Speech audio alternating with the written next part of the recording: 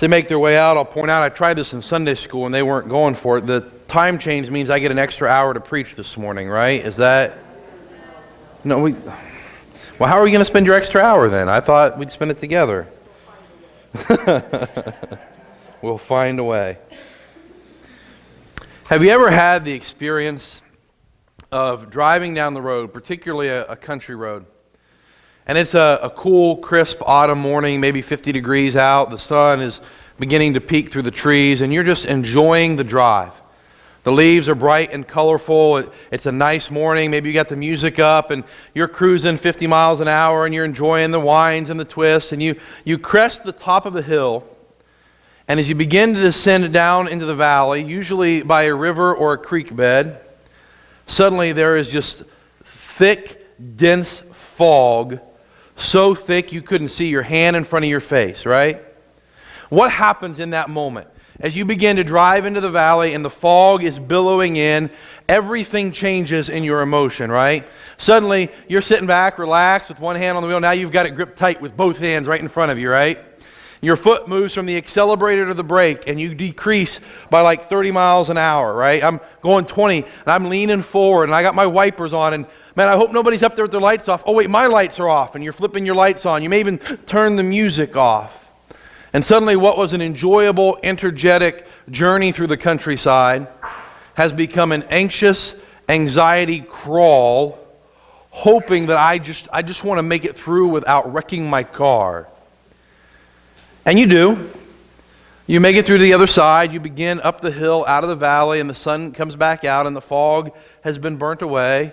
And after a few moments, you turn the music back on, and you begin to relax, and you start cruising again, right?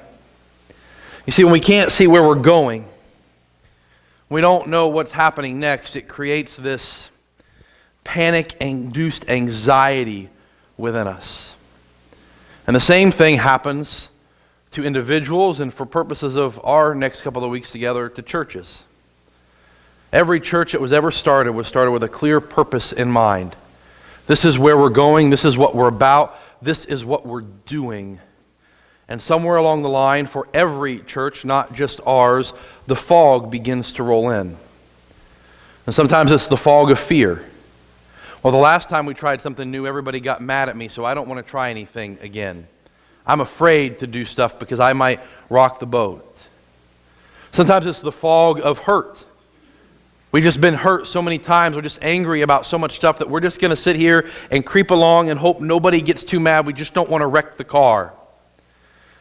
Sometimes it's the fog of busyness. Somebody read a book about this great idea, and they read a book about that great idea, and so we're going to do this ministry, and we're going to start a quilting ministry, and a crocheting ministry, and a knitting ministry, and a sign-making ministry, and a hot chocolate ministry, and a, cheeseburger ministry. I'm in charge. And we fill the calendar with stuff, and nobody really quite knows where we're going or what we're doing. And so it is important for us every once in a while to remind ourselves of the core fundamental things that we believe, who we are, what we're about, and where we're trying to go together. In other words, it's important for us to try to lift the fog and clarify what our purpose is as the church. So over the next 3 weeks, we're going to preach this series that we've entitled Identity. And what you're going to hear is really the fruit of about a year and a half worth of conversations. We started in our shepherds meetings having these conversations a long, long time ago. What do we value? What's important to us? What do we want to emphasize? What do we want to do? What kind of church do we want to be 5 years from now? Then we begin having those meetings at our quarterly prayer and praise meetings, right? Where are we going? What are our dreams? What do we want to change? What do we want to accomplish? What do we want people to say about our church? So some of these conversations have happened one-on-one in my office. They've happened in big meetings. They've happened at youth meetings. They've happened at shepherds meetings. They've happened with our servant leaders. They've happened over and over and over again. And what we've come is to these three basic fundamental ideas that we hold to be core values here at Dover First Christian Church. And so we're going to spend the next 3 weeks talking about them. You're not going to find anything particularly profound here. We didn't reinvent the wheel, okay? We didn't go out and come up with something no one has discovered before. Rather, we found that the things Scripture tells us we are supposed to be is what we want to be. But sometimes it's good to remember. I did a series of interviews for our week of camp Some of you have seen the videos that we made. We put out about 40 videos for our campers after camp was over of me talking to other youth ministers and stuff. And one of the things I found myself saying in one of the videos that I find to be incredibly true is, the job of the preacher is often not to teach new things. It's simply to remind people of what they already know. Because when the fog rolls in and we get busy and we get afraid and we get hurt, we forget. And so you're not going to hear anything particularly fascinating or new, or I didn't invent anything, but what you are going to hear is a reminder of what the church is trying to be and who we're trying to become. And the first of those three ideas is we are to be the people of love. Over and above everything else, if we get everything else on the test wrong, if we blow every other assignment in the Bible, if we could just learn to be the people of love, we'd go a long way toward being a church that God would be proud of and that would glorify Him. Last thing, in ways of introduction. As a part of this series, because I don't want you to think that this is just Josh up here rambling, though I will ramble, don't worry about that. I know some of you are getting nervous there for a minute. I shot a series of interviews with some of our folks, and so each week you're going to get to hear someone else, not named Josh, talk about these values and what they look like for our church. So here's the first video of Andrew and I talking about what it looks like to be the people of love.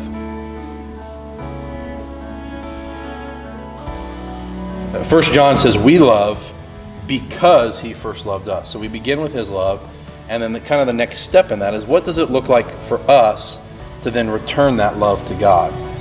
We receive it, and then what does it look like for us to love Him back? And I think a lot of that He tells us, if you love me, take care of my sheep. Yeah. As He was talking with Peter, who, if anyone messed up, it was Peter. And I think that's how we do it, is we look at those people that God has put in our lives here in the church and outside of the church, and we love them to the best of our ability. Doesn't mean I do it perfectly, doesn't mean we will, but it means that I look out for your interest above my own, at any cost. It's amazing how many times the Bible makes that connection, right? That our love for God and our love for people that He puts around us is kind of the same thing. That those two are not two separate ideas. Have you ever seen somebody try to separate those things out and do one without doing the other? Yeah, a couple of people actually have tried to do this whole, God loves me and I love God, but I don't want to love this person. Yeah. And all in the same breath. And I'm sure you can guess a few of my friends from high school that might have done that. But I just have to look at them. They're like, what? I'm like, that doesn't make any sense. You can't say that you love God, but you're going to do this anyway. Like, you can say that you reject, you can't weigh the two. There are longer versions of those. If you happen to hop on Facebook, we'll upload the 5 to 6 minute interview version of those. But we're going to kind of let some of their stories lead us into our messages each week. For sake of text, we're going to be in Matthew 22 this morning. Matthew chapter 22, as we dig into this idea of what it means to love God and love people. Matthew chapter 22. As you turn there, I'll give you a little bit of cultural context and background here. When we find Jesus in Matthew 22, He is on His way to the cross. We are in the final days of Jesus' life. In fact, the religious leaders have already decided that Jesus needs to die.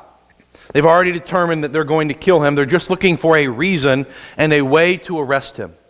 And so in Matthew 22, we get this series of questions and challenges. Asking Jesus questions. They're trying to trap Him. They want Him to say something dumb or ridiculous so they can look at the crowd and go, ha ha, look at Jesus, He messed up. And so when we come to Matthew 22, the passage we're going to read is a scribe or a lawyer or an expert in the law coming to Jesus and asking Him a question for the sake of trying to trip Jesus up. And the question he's going to ask Him is this: what is the greatest commandment? Now, for your reference, there are 613 commandments in the Old Testament. At least that's what the Jews taught. 613 commandments, some of them positive. Keep the Sabbath holy. Love the Lord your God. Okay? Honor your mother and father. Do these things. Some of them negative. Don't murder. Don't lie. Don't eat pork. Don't fill in the blank. 613 commandments, and this guy comes to Jesus and says, hey, Jesus, which one do you think is the most important?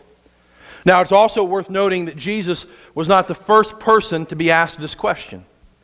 In fact, we have writings from the days of Jesus of other teachers answering this question too. So this was apparently a topic of debate among the teachers of the day. And the teacher comes to Jesus and says, which one is most important? Which one do you think we should keep? And then we find Jesus' response. We'll pick up reading in verse 36 of Matthew chapter 22. Teacher, which command in the law is the greatest? And he said to him, love the Lord your God with all your heart, with all your soul, and with all your mind. This is the greatest and most important command.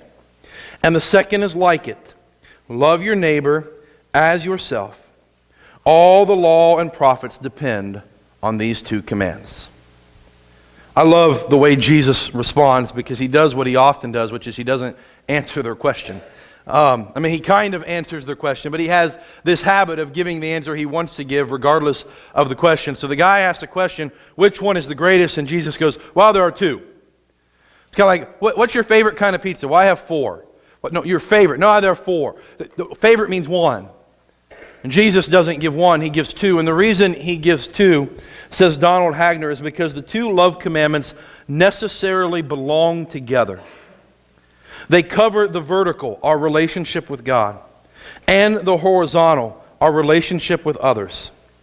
The first expects and demands the second, and the second presupposes and depends on the first. Let me just read that last sentence again. The first, the commandment to love God, expects and demands the second. And the second, this commandment to love our neighbor, presupposes and depends upon the first. The two are meant to be inseparable. The second reason Jesus doesn't answer their question the way they mean it is they're looking for one commandment that if you're only going to keep one, keep this one.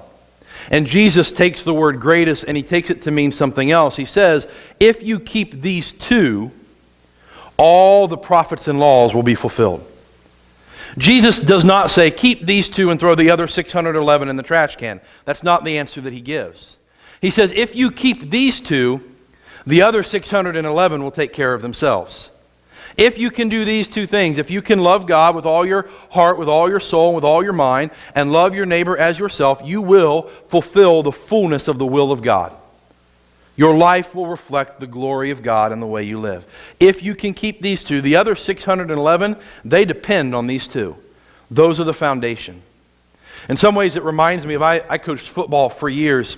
At the junior high level in 7th and 8th grade, a lot of kids are just starting. It's their first year, okay? They're coming in as 7th graders. They've never played football before. And so where do we put them? We put them on the line because, well, you don't have to be that smart to play on the line, particularly the defensive line. So every year I'd have 3 or 4 of these kids, and all right, you're going to play defensive tackle because you don't have to be very smart or know what to do. It'll be all right. And usually about the second week, I would look at this kid who just did not grasp football at all. And I would say something along the lines of, listen, if you will just line up in the right spot and go as fast as you can, everything else will be okay. Do I need to teach him about fancy things like gap integrity and how to use your hands and swim moves? And certainly, eventually, I wanted him to learn those things. But if you're playing nose guard, if I can just get you to line up in the right spot and go as hard as you can every play, most of the rest of it will take care of itself. And Jesus says something similar here. If I could just get you to do these two things, most of the rest of it would take care of itself. If you miss every other question on the test, can you get this one right? Can you love God and can you love the people God puts around you? So it seems like we should take a deeper look at those two commandments if they are the commandments upon which everything else is built. He says, love the Lord your God with all your heart, all your soul, and all your mind. Your heart, of course, is the seat of your emotions. It's what you feel. It's where love resides. It's where fear resides. It's where hope resides. It's where anger resides. It's where compassion resides. It is in our heart that our longings exist, our dreams of the future. And so Jesus says something along the lines of, love God with everything you feel. Let every emotion that rises up in you be glorifying and honor to God. And if it's not, then take that emotion and set it aside. Have the compassion and love that He calls for. Have the dreams that He calls for. Have the hope that He calls for. Let whatever bubbles up inside of your heart show love and praise to the God you claim to follow. Love Him with all your heart. Love Him with all of your soul. The Greek word for soul is psyche. It refers to our personhood. Our soul is who we are. It's our gifts and our talents. It's our desires and our will. It's the choices that we make. It's our personality. It's whether or not you are a loud, rambunctious person or a quiet, meek one like me. Go ahead, that's fine. It's whether you are talented at art or at music. It's whether you are friendly and outgoing or you're quiet and reflective. This is your identity. And He says something like, love God with everything that you are, with all the gifts that He has given you, with the person He made you to be, with your strengths and your weaknesses. Love Him with all of that. And love Him with all of your mind. Paul would take this idea and say things like, set your mind on things above, or take captive every thought. Do you ever have that inner monologue that runs inside your head? Some people like me who talk a lot and make sarcastic jokes are accused of not having a very good filter. Can I just tell you, I have a very good filter. You'd be amazed at the things I think that don't ever come out. You would just be blown away at how good I am at keeping my mouth shut. Some of you going, I don't believe you. It's fine. But I'm not just to love God with my words, but to love Him with my thoughts. That when those thoughts that come up in my mind that are not pleasing to God, I am to take them captive and to cast them aside. I'm to train my brain to think of the heavenly things and to think of the godly things so that every thought that I think expresses my love to God. That's the end goal, that God would be loved and glorified by everything I feel, by everything I am, and by everything that I think, with all of my heart, with all of my soul, and with all of my mind. That is a powerful commandment. I think it's even prettier in the original Greek. Syntax is this fancy word we use for the order we put words in. It's like grammar. So if you've ever seen Star Wars, Yoda has really bad syntax. He talks backwards. He says things like, do or do not, there is no try. His words are in the wrong order. Well, sometimes when you translate from one language to the other, if you translate it literally, you sound like Yoda because the words are in the wrong order. Okay? Because different languages have different syntaxes. The literal translation of this passage is love the Lord with all the heart of you. Love the Lord with all the soul of you. Love the Lord with all the mind of you. And I think you could put whatever you wanted in the middle there. Love the Lord with all the strength of you. Love the Lord with all the passion of you. Or you could just put no word there. Love the Lord your God with all of you. With everything you have. And then Jesus says, and the second is like it. Love your neighbor as yourself. Jesus connects these two commandments, one found in Exodus, the other in Leviticus, and says these two are the same. To love the Lord your God and to love your neighbor, they go together. To love God and love the people around Him, around you that God has put in your life, they go together. In fact, the Bible seems to indicate that the number one way, as you saw Andrew talk about in the video, the number one way we show love to God is by loving the people God puts in our life. And it doesn't matter if it's Jesus talking to Peter in John 21. That's the story Andrew referenced. Where he says, Peter, do you love me? And Peter says, Lord, you know I love you. And Jesus says, if you love me, then take care of my sheep. You want to show me you love me, Peter? Take care of my sheep. Love the people in my church. And then I'll know that you love me. Or in Matthew 25, where Jesus tells the parable of the sheep and the goats. He says, listen, when you feed the hungry person, you're feeding Jesus. And when you give clothes to the naked person, you're clothing Jesus. And when you visit with the lonely person, you're visiting with Jesus. For whatever you do to the least of these, you have done unto me. You want to show Jesus you love him? Love the people he puts in your life.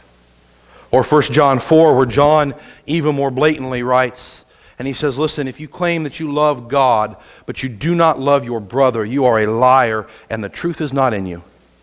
For how can you claim to love God whom you have not seen if you cannot love your brother who you can see? In other words, it is impossible for the Christian to say, I love God, but I don't love this person God put in my life. Let me say that again because that's pretty harsh and I want to make sure we don't miss it. It is impossible for the Christian to say, I love God, but I do not love the people God has put in my life. To love God is to love his people. And it makes sense if you think about it, right? Let me share a slightly irrelevant story with you this morning, only slightly irrelevant. A long time ago in my ministry, I knew this lady named Pam, and that's not a real name because I'm afraid someone may actually watch the video and tell her I was telling stories about her, but we're going to call her Pam, okay? And Pam, I usually, when I talk about her to people, I say, Pam desperately wanted to hate me. And that's not an overstatement. Now, some of that is because Pam hated a lot of people, okay? She was just kind of cranky and grumpy, and she didn't like a lot of people, kind of like some of you are. I didn't point fingers at anyone. You know who you are. But part of it is because I was young, and she was not, and I like to change things. And I changed how we did our youth program, and she was not a big fan. And we painted some of our youth rooms, and she was not a big fan of the colors we picked. And we changed the order of our worship service, and she was not a big fan. And I didn't preach in a suit and tie, and she was not a big fan. And she wanted to hate me. In fact, several of the other ministers who have served in that ministry have said that she did hate them. But she never hated me. We're friends. She loves me. And here's why. When I first started serving there, her daughter was going through a nasty, terrible, violent divorce. And her former son-in-law was not allowed to see either her daughter or his kids because of court-issued orders. And in the span of 3 years, I spent countless hours loving and serving and ministering to her daughter and her grandkids. And I think the moment that she decided she wasn't going to hate me was one particular night at youth group when I took advantage of the fact that I was a 6'3", 290-pound offensive lineman who could deadlift 800 pounds. And when Dad showed up to pick up his kids, I stood in front of the door to our church and said, the judge said you're not allowed to see them. You need to turn around and leave. And see, here's the thing. I loved her kids so well that she couldn't possibly not like me. And one of the things you don't learn until you're a parent is the best way someone can love you is to take care of your kids. You know that intuitively, right? The adults that you respect most in your life are the ones who have taken your kids and your grandkids and treated them like gold. And you think the world of those adults. Because look at what they've done for my children. And on the flip side, if you want to see a nice, sweet, gentle 30-year-old woman get angry all of a sudden, be mean to her kids and watch what happens. And Mama Bear will come attack. The nicest, sweetest person you've ever met in your life will suddenly turn in to the wrath of God right in front of you. The most loving thing you can do for someone is to love their kids well.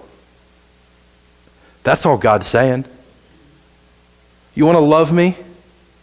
Love my kids well. And every human being you meet is a child of God, made in the image of God. And so if you want to be someone who loves God well, then be someone who loves his kids well. And the reality is, those people, they look like all kinds of different folks. We meet them every day. Sometimes they look like widows who are lonely and who have no one to talk to.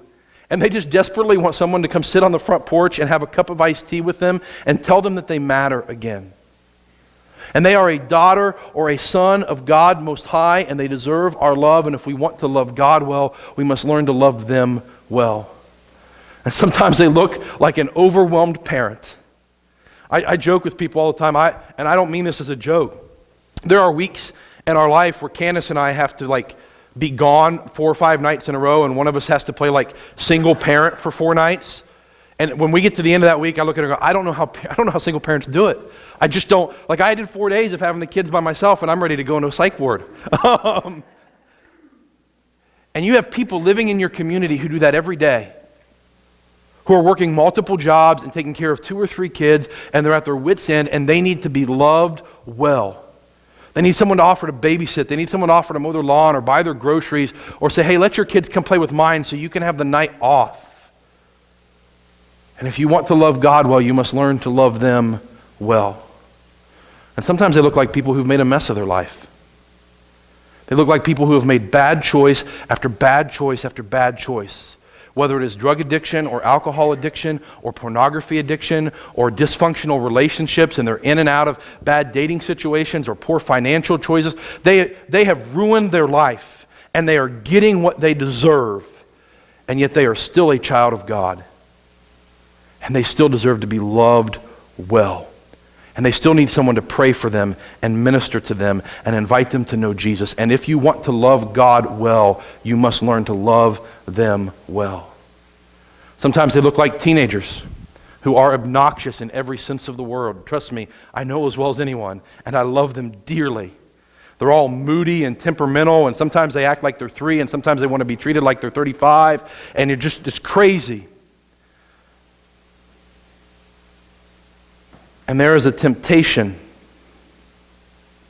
especially to speak to those of you who are slightly older than I am, to look at today's teenagers and think, well, they are so weak and so wimpy, and they just need to suck it up and toughen up. And that may or may not be true, but the reality is they feel alone, and they feel looked down upon, and they feel rejected. And whether you think those feelings are valid or not, telling a 13-year-old dealing with depression to suck it up is like telling an 18-month-old who's afraid of the dark to get over it. You can say it all you want, but what they both need is someone to love them. And if you are going to claim to love God, you must learn to love them well. The truth is, people that we're put in our lives, they come in all sorts of shapes and sizes and colors. And some of them will look like you and some of them won't. Some of them will vote like you and some of them won't. Some of them will believe and share your faith and some of them won't. Some of them will speak. There'll be all sorts of people. Love your neighbor, whoever God puts in front of you. And in doing so, you will show God that you love him. And if you're going to claim to love God, then we must learn to love them well. I'm going to close with a short story and a picture. You may recognize the 2 goofy-looking guys in the front. One with red hair and the one whose lap he's sitting on. This is probably, of all the activities we ever did in youth ministry, and we did dumb stuff, crazy stuff, this was probably my favorite night of the year. For about 6 falls, believe this is fall of 2014 or 15, somewhere in there, we invited our high school students into my house, and we cooked Thanksgiving dinner. We called it our fall feast. And we did the whole 9 yards: turkey, mashed potatoes, homemade noodles, stuffing, casseroles, the whole shebang, pumpkin pie. And we started at about 5 o'clock, and we kicked them out sometime around midnight after we got tired of playing games. And there are great stories of kids barking at each other and just weird stuff that happens when you hang out together and play board games. I love that night because around that table, a group of students who honestly often had nothing in common with each other became family. You don't know this because you don't know them, but in that picture are kids struggling with drug abuse and kids wrestling with their sexual identity, kids who have never been to a church event in their life, who've never heard the gospel before, and kids who are only recently baptized and just started coming a few months ago, and kids who've been raised their whole life in the church, Kids with fears, kids with anxieties, kids from broken homes, kids from great functional homes, athletes and musicians and nerds and outcasts. They're all there. I couldn't find it. The biggest one I had, the one year we had 27 people. We had just 8 tables in our dining room. It was crazy. Seated around a table. And what I loved about that event was because for a couple of hours, all of these people with nothing in common who only happened to know our church together became family. Everyone was loved well. There's a reason 2 weeks ago we studied the story of Zacchaeus as we were preparing for this sermon series. What is it that Zacchaeus said about Jesus? He saw me, and he knew me, and he loved me. And if we are to be Jesus on this earth, we must become the kind of people who see others, not just look at them, not just notice them, but we see them. We see who they are and what they're about, and we get to know them. We learn to know their fears. We learn to know their anxieties. We learn to know their dreams and their strengths and their weaknesses, and then we love them well. Can you imagine if this became our identity, genuinely and truly? If we became a church that looked like this, day after day, week after week, where you could bring anybody. I don't care who they are, where they're from. You bring them to Thanksgiving dinner and they're going to be well loved. You bring them to Sunday service and somebody's going to hug them and welcome them and get to know them. That you could bring every person you ever meet, because you know that in this place, whoever walks through those doors, they will be seen and they will be known and they will be loved. Can you imagine the good that would be done for the kingdom of God if we could just set our egos aside for a little bit, stop worrying about what was best for us, put all past hurts aside, and say the only thing we're about is loving people well? Can you imagine what would happen to our community?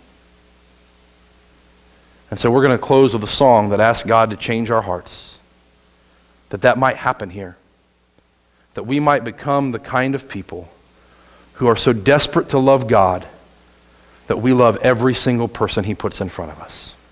Why don't you stand with me as we sing that song to close service this morning?